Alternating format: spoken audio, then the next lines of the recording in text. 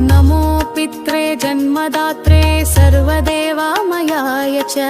सुखदाय प्रसन्नाय सुप्रीताय महात्मने सर्वयज्ञस्वरूपाय स्वर्गाय परमेष्टिने सर्वतीर्थावलोकाय करुणासागराय च नमो सदा आशुतोषाय शिवरूपाय ते नमः सदा पराधाक्षमिने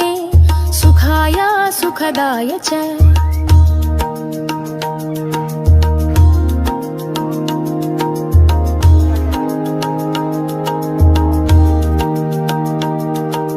दुर्लभं मानुषमिदं येन लब्धं मायावपुः संभावनीयं धर्मार्थे तस्मै पित्रे नमो नमः।